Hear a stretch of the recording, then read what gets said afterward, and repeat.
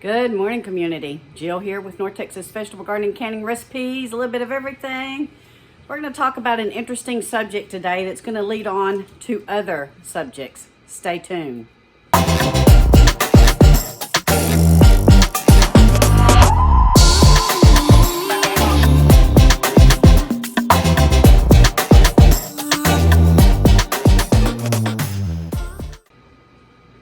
If you're a first-time watcher to our channel, please go out there and hit that subscribe button and hit that like button because you're going to find all kinds of great things on our channel, and we have a wonderful community. So I got up this morning canning up my bone broth. We're going to touch on that as well. But this post was in one of our local Facebook groups. Now, I know many of you don't do Facebook, but for those of you that do, and maybe even some in my area, you might have seen this post. Check it out.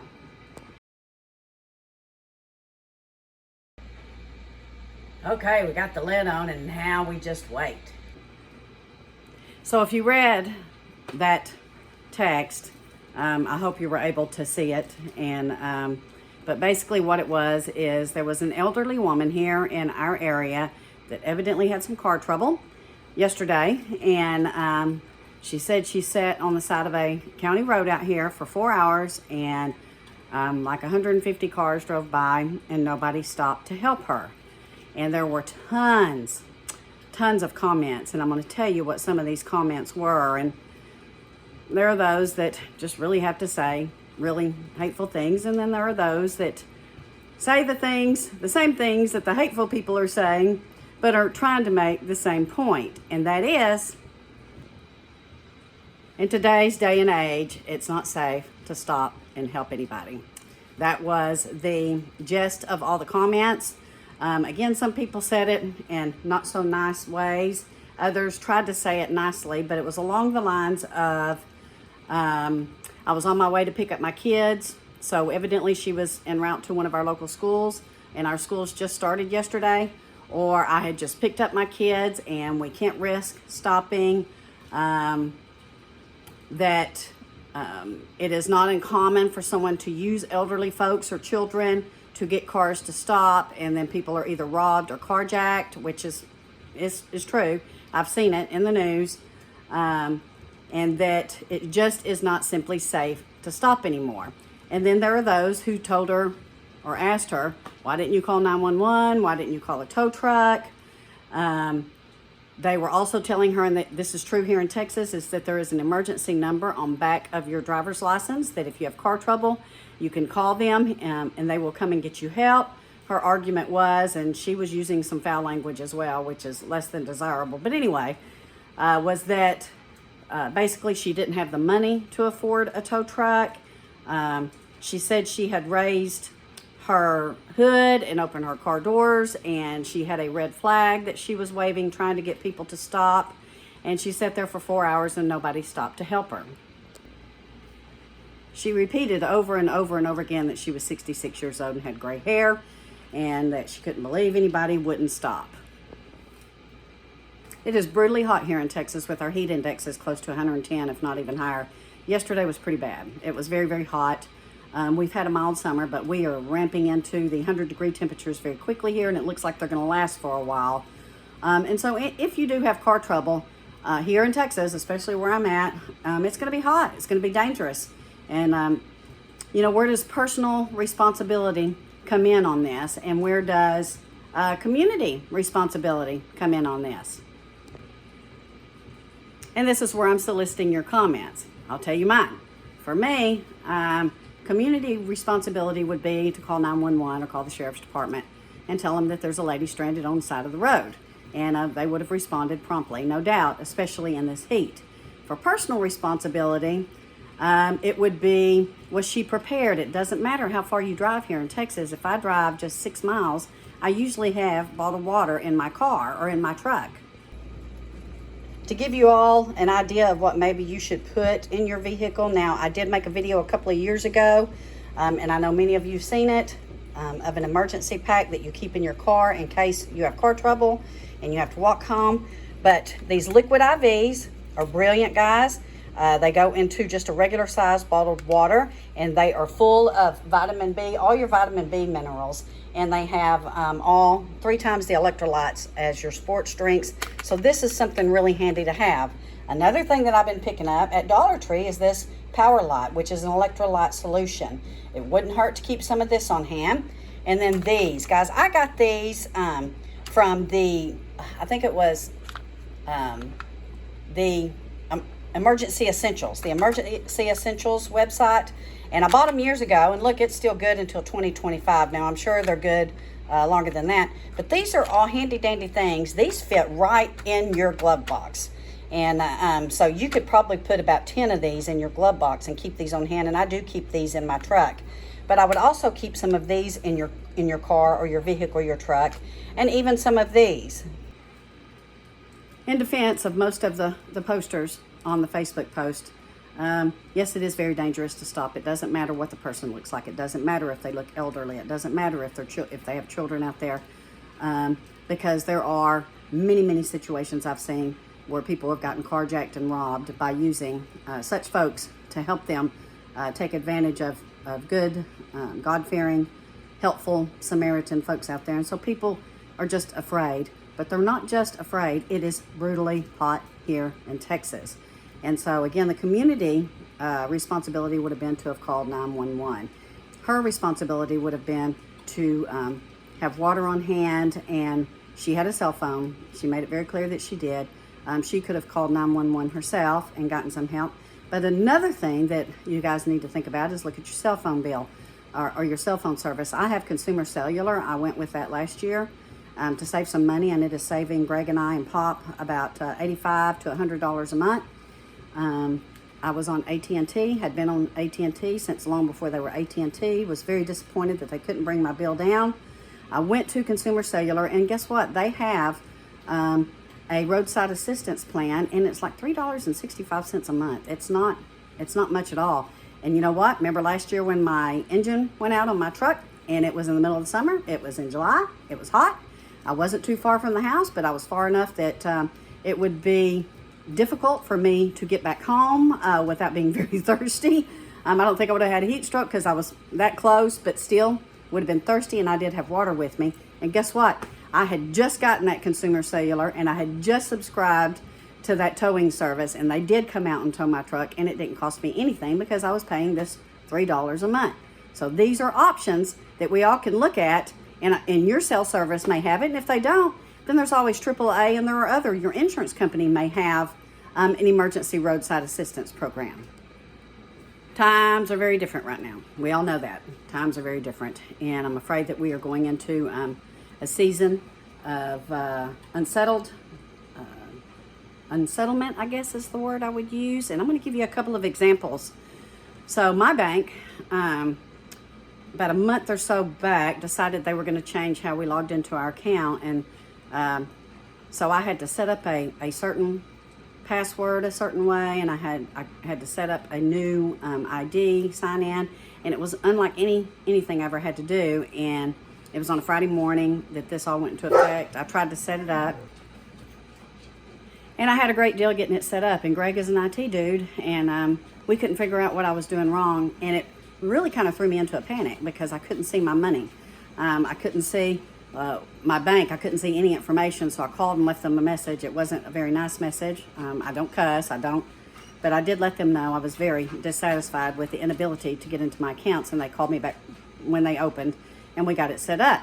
But then we have another community member who last week, all of her debit cards were changed over to a prepaid debit, and her husband could not use their debit cards. And this went on for a couple of days. And she, for the life of her, couldn't understand why. She called the bank. The person that she spoke with said that her cards were cleared. He didn't understand why she couldn't use them.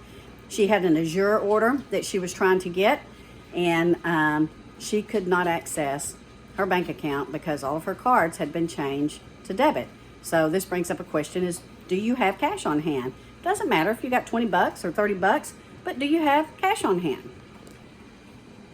We have all seen recently where certain computer systems were down, and they are saying it was due to updates. Greg seems to agree that it was due to updates because again, he's in IT, but I still have that little suspicious in back of my mind that maybe it wasn't due to updates, and maybe these are test runs, or maybe these are runs trying, and the system so far are able to hedge it off on a broad scale.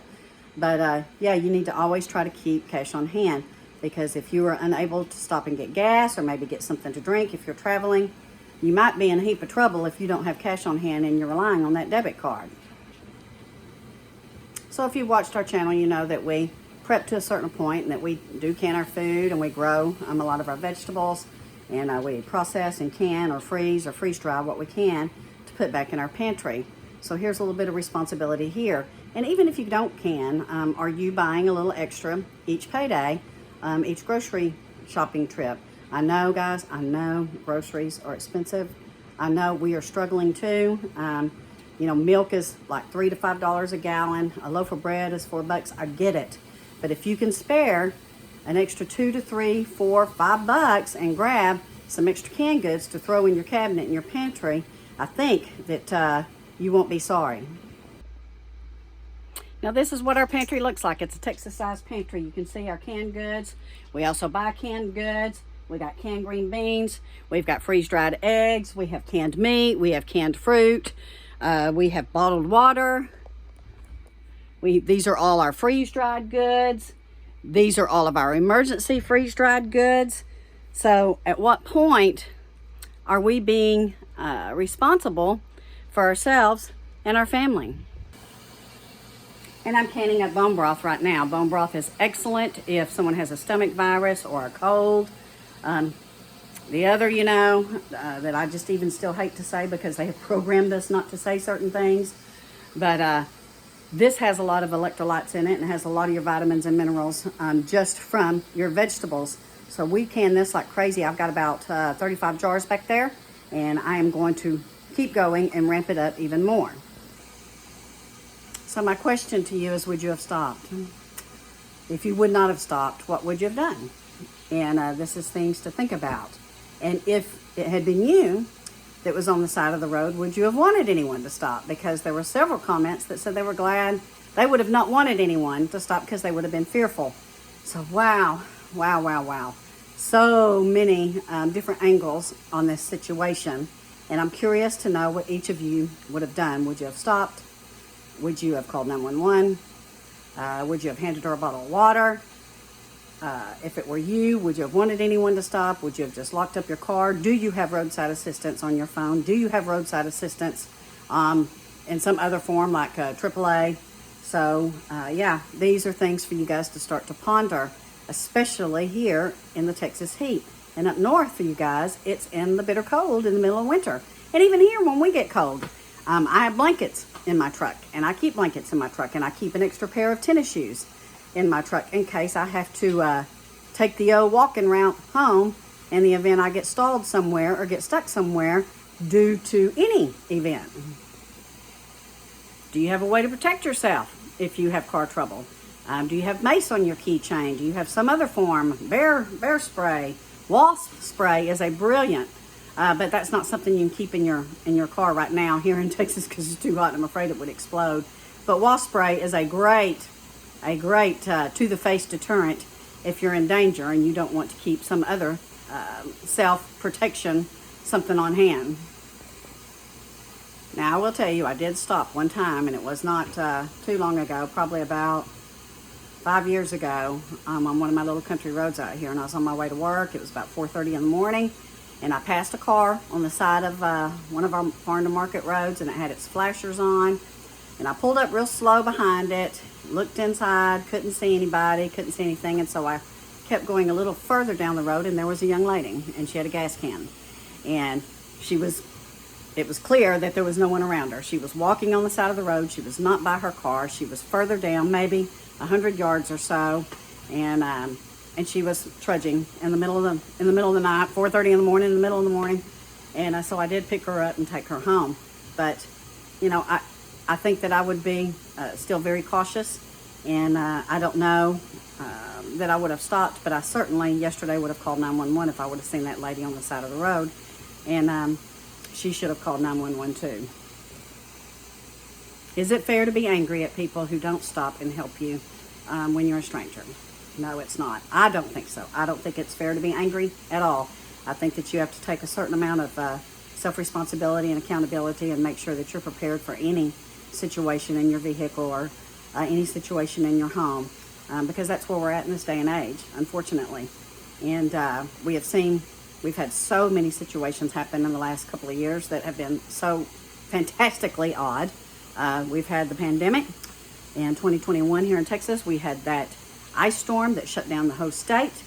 I know there's a lot of flooding going up in the Northeast. There's earthquakes out west. There's earthquakes here in Texas.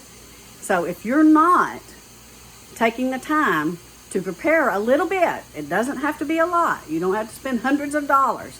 If you're not taking the time to prepare with a little bit of bottled water, a little bit of canned goods on your shelf, making sure that you have certain things in your car before you go on a trip, whether it's 3 miles, 1 mile, 6 miles, or 100 miles, then I think that you need to reconsider. I think it's time for you to start being proactive. I'm a very proactive person, and I'm always trying to think ahead of what can happen. So I think you should too.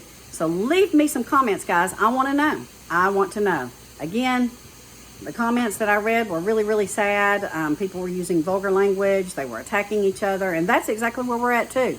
So what's going to happen if something happens? It doesn't look like there's a lot of community support out there.